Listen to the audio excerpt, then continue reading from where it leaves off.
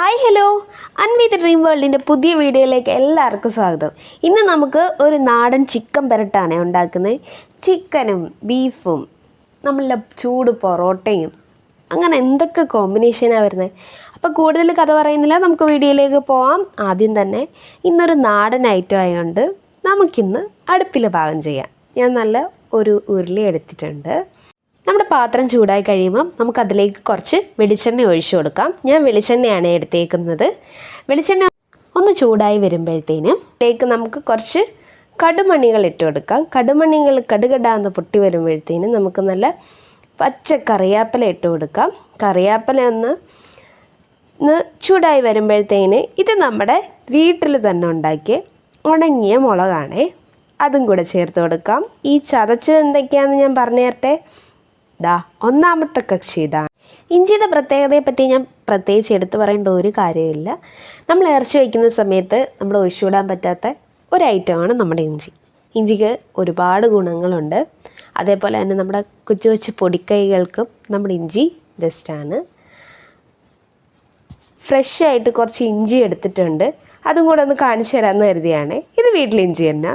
അത് ഞാൻ നന്നായിട്ട് കഴുകി മണ്ണൊക്കെ കളഞ്ഞ് നന്നായിട്ട് വൃത്തിയാക്കി എടുത്തിട്ടുണ്ട്. ഇനി നമുക്ക് ഇതിൻ്റെ തൊലിയൊക്കെ ചെത്തിയെടുത്തിട്ടുണ്ട്. കുറച്ച് വീട്ടിൽ തന്നെ കുറച്ച് പച്ചമുളകും കുറച്ച് കാന്താരിയും പിന്നെ വെളുത്തുള്ളി, അത് വീട്ടിലില്ല, ഞാൻ പുറത്ത് കടയിൽ നിന്ന് മേടിച്ച്.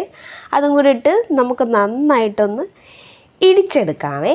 ഇടികല്ല് ഉപയോഗിച്ചിട്ട് ഇതേപോലെ ഒന്ന് നല്ല വൃത്തിയായിട്ടൊന്ന് ചതച്ചെടുക്കണം. എന്നാൽ മാത്രമേ നമുക്ക് അതിൻ്റെ ഫ്ലേവർ കറക്റ്റായിട്ട് നമ്മൾ കുക്ക് ചെയ്യുന്ന ടൈമിൽ കിട്ടത്തുള്ളൂ. ഇത് ചെറുതായിട്ട് അരിഞ്ഞിട്ട് കഴിഞ്ഞാൽ അതിന് വേറൊരു ടേസ്റ്റായിരിക്കും. പിന്നെ ഇതേപോലെ ചെറുതായിട്ടൊന്ന് ചതച്ചിട്ട് കഴിഞ്ഞാൽ അതിനും വേറൊരു രുചിയായിരിക്കും.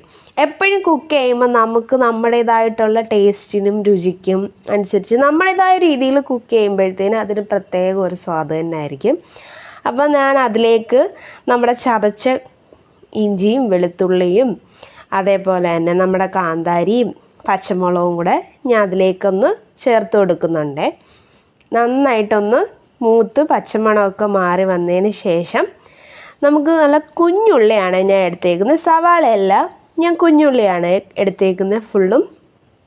കുഞ്ഞുള്ളി എടുക്കുന്നതിന് പ്രത്യേകത എന്ന് വെച്ചാൽ ഇത് നന്നായിട്ട് വഴണ്ട് വരുമ്പോൾ ഒരു പ്രത്യേക സ്വാദായിരിക്കും നമ്മുടെ ഇറച്ചിക്കറിക്ക്. അതിപ്പം ബീഫായാലും ചിക്കനായാലും എന്തായാലും നമുക്ക് കുഞ്ഞുള്ളി ഇടുമ്പോൾ ഒരു പ്രത്യേക ടേസ്റ്റ് തന്നെ.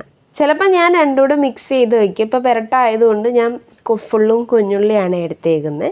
പിന്നെ ഇത് നല്ല കഴുകി വൃത്തിയാക്കി എടുത്തേക്കുന്ന ചിക്കനാണ്.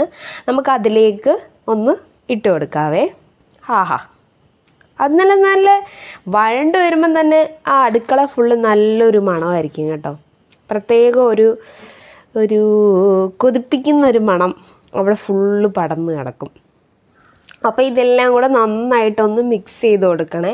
ചിക്കനിൽ ഓൾറെഡി വെള്ളം ഉള്ളത് കാരണം നമുക്ക് അഡീഷണൽ വെള്ളം ഒഴിച്ചു കൊടുക്കേണ്ട ആവശ്യമില്ല. ഇത് നന്നായിട്ടൊന്ന് മിക്സ് ചെയ്ത് ഒരു 10-15 മിനിറ്റ് ഒന്ന് കുക്കാവട്ടെ. ഇടയ്ക്കൊന്ന് ഇളക്കി കൊടുക്കണേ, അല്ലെങ്കിൽ അടിയിൽ പിടിക്കും.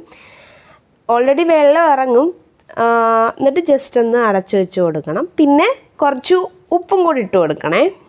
ഉപ്പും കൂടി ഇട്ട് നന്നായിട്ടൊന്ന് ഇളക്കി യോജിപ്പിച്ച് നമുക്ക് ചേർത്ത് കൊടുക്കാം.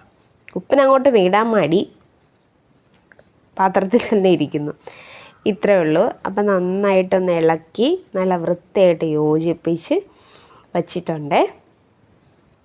അപ്പം അതൊന്ന് തിളച്ച് വരട്ടെ. അന്നേരം നമുക്ക് ബാക്കിയുള്ള പരിപാടികളൊക്കെ ചെയ്ത് വയ്ക്കാം. ചിക്കൻ നന്നായിട്ടൊരു 10-15 മിനിറ്റ് കഴിഞ്ഞപ്പോൾ നന്നായിട്ട് വെന്ത് വന്നിട്ടുണ്ട്. ഇനി നമുക്കതിലേക്ക് കുറച്ച് മഞ്ഞൾപ്പൊടിയും കൂടെ വെതറി കൊടുക്കാം.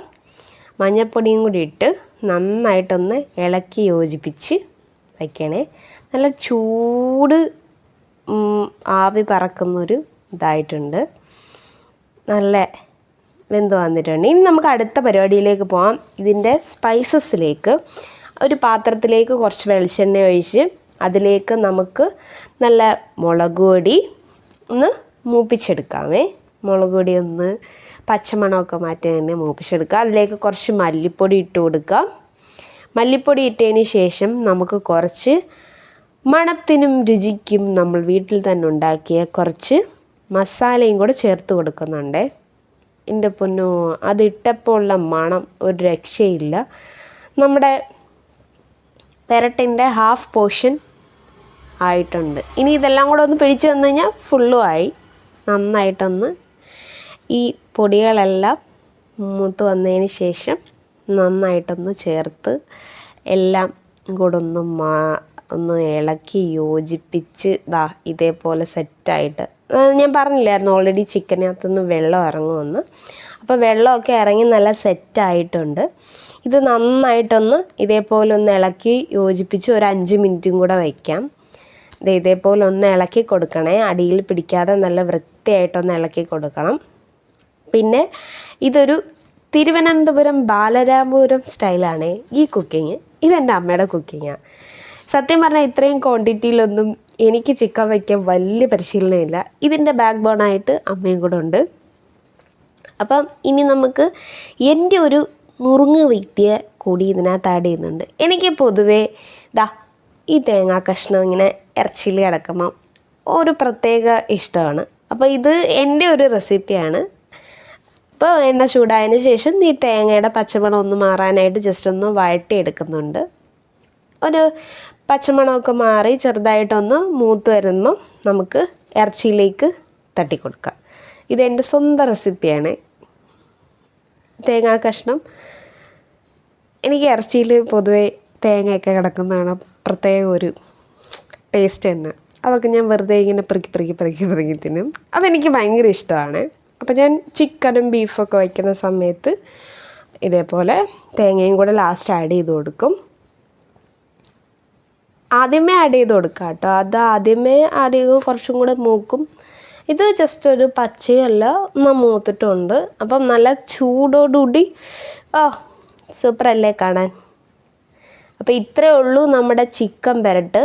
ഇനി ഞാൻ ഇത് നല്ല ഇലയൊക്കെ വെട്ടി കുറച്ച് ചോറും ചിക്കനൊക്കെ ആയിട്ട് ഇന്നത്തെ എൻ്റെ ഉച്ചയൂണ് ഇവിടെ തുടങ്ങുകയായി. ശരിക്കും പറഞ്ഞാൽ ഇതിൻ്റെ കോമ്പിനേഷൻ നല്ല ചൂട് കപ്പയും പൊറോട്ടയും ഒരട്ടയൊക്കെയാണ്. അപ്പോൾ ഇന്ന് ഉച്ചയൂണ് തന്നെ എന്തായാലും ചോറും ചിക്കൻ പെരട്ടും കൂടെ നന്നായിട്ട് ഇളക്കി ഞാൻ കഴിക്കാൻ പോവാണേ. നന്നായിട്ട് മസാലയൊക്കെ പിടിച്ച് നമ്മുടെ കുഞ്ഞുള്ളിയൊക്കെ നന്നായിട്ട് വഴണ്ട് എല്ലാത്തിൻ്റെ ഒരു ഫ്ലേവറുണ്ട്. പിന്നെ കുറച്ച് എരിയും മുൻപോട്ടാണ്, എരിയിൽ ഞാൻ പുറകോട്ടാണ്. വീഡിയോ ഇഷ്ടമായെന്ന് കരുതുന്നു. നമുക്ക് വീണ്ടും കാണാം.